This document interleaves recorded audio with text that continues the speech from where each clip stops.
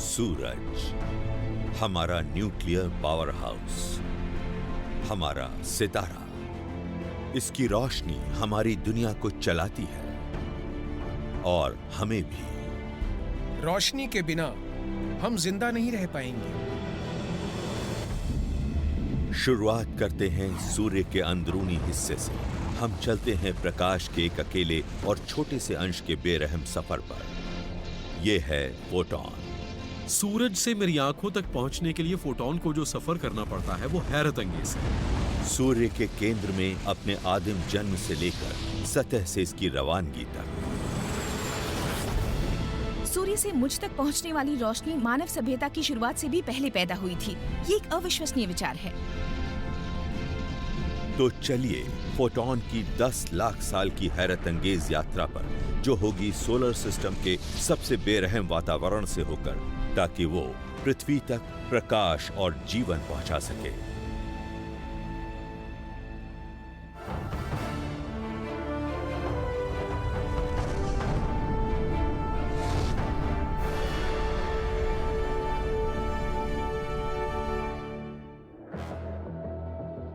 ब्रह्मांड, अरबों गैलेक्सीज का घर। इनमें से हर एक बनती है अरबों तारों से।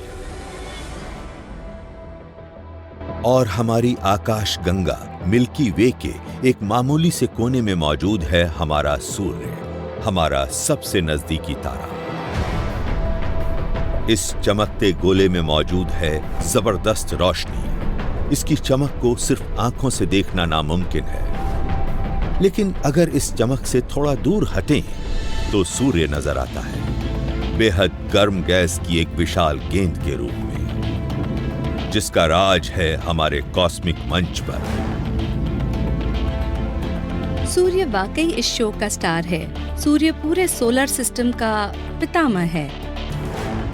ये अपने बच्चों यानी ग्रहों को उनकी जरूरत की हर चीज देता है। हम ऊर्जा, रोशनी और गर्माहट के लिए सूर्य पर निर्भर करते हैं। सूर्य के बिना हमारा वजूद नहीं होगा। सूर्य गर्मी और रोशनी पैदा करता है, जो पृथ्वी पर तमाम जीव रूपों का ऊर्जा स्रोत है।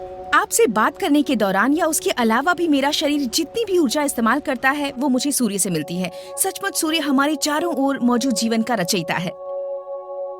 सूर्य लगातार फूटता रहने वाला एक परमाणु बम है, उथल पुथल से भरा और जरूरी। हमारा वजूद सूर्य में होने वाले न्यूक्लियर रिएक्शन से निकलने वाली ऊर्जा से संचालित होता है। हम यहाँ सूर्य से मिलने वाली रोशनी के कारण मौजूद हैं। हमारा वजूद इन न्यूक्लियर रिएक्शंस के कारण है। अगर सूर्य न होता तो हम न होते। प्रकाश हमारे ब्रह्मांड को बनाने वाले बुनियादी तत्वों में से एक है।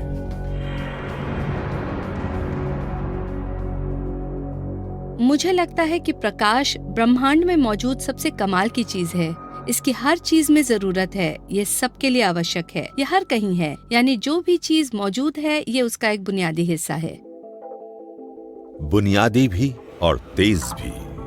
कॉस्मोस में मौजूद सबसे तेज रफ्तार चीज। इसकी गति है 2,97,600 किलोमीटर प्रति सेकेंड। सूर्य पृथ्वी से करीब 14 करोड़ 88 लाख किलोमीटर दूर है, तो 2,97,600 किलोमीटर प्रति सेकंड की गति से प्रकाश हम तक 8 मिनट में पहुंचता है। लेकिन ये 8 मिनट इसके हैरत अंगेज सफर का एक छोटा सा आखिरी हिस्सा है। हो सकता है कि सूर्य के धधकते अंदरूनी हिस्से से रोशनी को बच निकलने में 10 लाख साल तक लगे। इसका मतलब ये है कि हम जिस रोशनी को आज देख रहे हैं वो हमारे पूर्वजों के अफ्रीका के मैदानों से जाने से कहीं पहले पैदा हुई होगी। जब मुझे इस तथ्य के बारे में पता चला तब तक मैं एक वैज्ञानिक बन चुका था, लेकिन मैंने इसके बारे में सोचा नहीं था और पहली बार में तो इसने मेरे होश उड़ा दिए। फिलहाल मुझ तक सूर्य की जो रोशनी पहुंच रही है वो मानव सभ्यता की शुरुआत से भी पहले पैदा हो चुकी थी, लेकिन फिर भी जैसे ही ये सूर्य की सतह से निकलती है ये पृथ्वी पर 8 मिनट में पहुंच जाती है। ये कमाल का आइडिया है।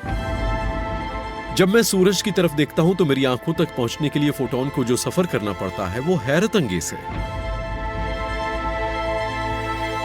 इस सफर की शुरुआत हमारे सितारे के भीतरी हिस्से में होती है।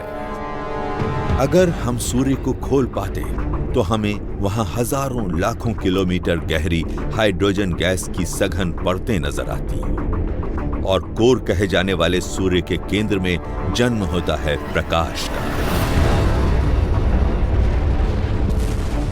इससे ब्रह्मांड की सबसे प्रचंड प्रतिक्रियाओं में से एक जन्म लेती है।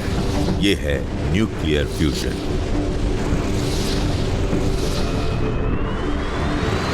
सूर्य को ताकत देने वाला ये न्यूक्लियर रिएक्शन कहलाता है फ्यूजन। हाइड्रोजन और हीलियम का आपस में मिलना। आप हाइड्रोजन के दो कणों को लीजिए, उन्हें एक दूसरे से मिलाइए और फिर पैदा होता है एक हीलियम एटम। सुनने में ये आसान लगता है, लेकिन है नहीं। दो एटमों का आपस में मिलना काफी मुश्किल है। दो प्रोटॉन का चार्ज एक सा ही होता है। ये दोनों पॉजिटिव होते हैं और एक दूसरे को परे धकेलते हैं। फोटोन एक दूसरे के करीब नहीं आना चाहते। उन्हें एक दूसरे के इतना करीब आने के लिए बहुत ज्यादा एनर्जी या वेलोसिटी चाहिए ताकि वो फ्यूज हो सकें, और ये बहुत दुर्लभ होता है। इन प्रोटॉन्स को एक साथ लाने के लिए जबरदस्त गर्मी और दबाव की जरूरत होती है, और इसे पैदा करती है अदृश्य ग्रेविटी। सूर्य में सोलर सिस्टम का 99.8% मैटर मौजूद होता है। ये मास बहुत ज्यादा है। इस मास की वजह से सूर्य जबरदस्त ग्रेविटेशनल फोर्स के साथ एकजुट बना रहता है। ग्रेविटी की वजह से सब चीजें एक दूसरे के करीब आकर इतना दबाव पैदा करती हैं कि न्यूक्लियर फ्यूजन हो जाता है। इस न्यूक्लियर कॉम्पैक्टर में प्रति सेकंड 10 करोड़ क्वाड्रिलियन बार हाइड्रोजन एटम एक दूसरे से टकराते हैं।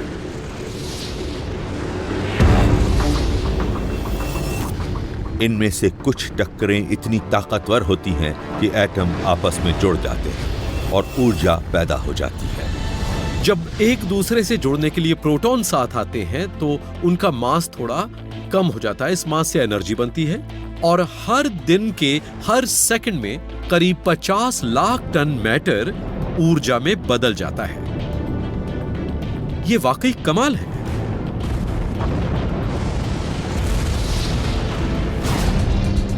टक्कर से ऊर्जा का एक छोटा सा धमाका होता है, जो होता है प्रकाश का एक पैकेट। यह बहुत ही छोटा लेकिन बहुत ही दमदार होता है। किसी तरह हमारा ये फोटोन अपनी ऊर्जा पृथ्वी तक पहुंचा देता है, जिससे हमारा ग्रह जीवंत होकर जिंदगी को मुमकिन बनाता है। लेकिन फिलहाल ये प्रकाश वैसा नहीं है जो हमें नजर आता है। इसमें जबरदस्त ऊर्जा होती है और ये जानलेवा होती है।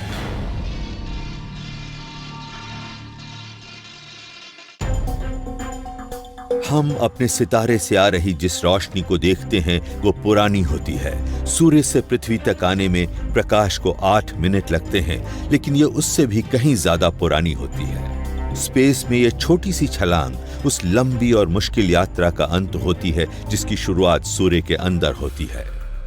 सूर्य को देखकर हम कहते हैं ये कितना खूबसूरत, कितना शानदार और कितना सरल है। रोशनी सूर्य के अंदर बनती है और अपनी चमक से हमारी दुनिया को रोशन करती है, लेकिन ये मामला सरल नहीं, बहुत पेचीदा है।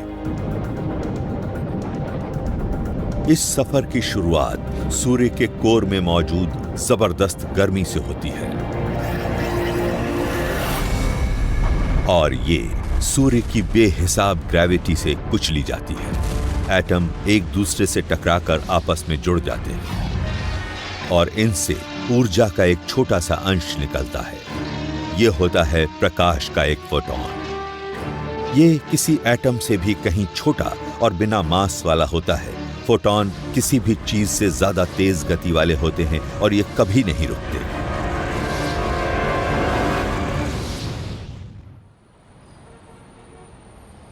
फोटॉन सिर्फ सितारों के कोर से ही नहीं निकलते हैं। तो फिर प्रकाश आता कहां से है? इसका जवाब है मैटर इसे बनाता है, और इससे पैदा होने वाला प्रकाश इसके तापमान पर निर्भर करता है। ब्रह्मांड में एब्सोल्यूट 0 डिग्री से ऊपर वाला मैटर का जो भी अंश है वो प्रकाश पैदा करता है, इंसानों सहित।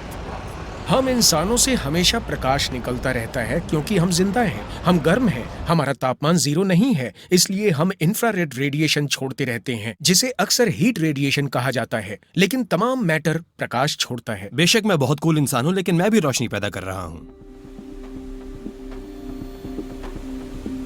हम जो प्रकाश देखते हैं उसे इंद्रधनुष के रंगों में बांटा जा सकता है। हर रंग असल में लाइट के फोटॉन हैं जिनकी ऊर्जा की मात्रा थोड़ी भिन्न है।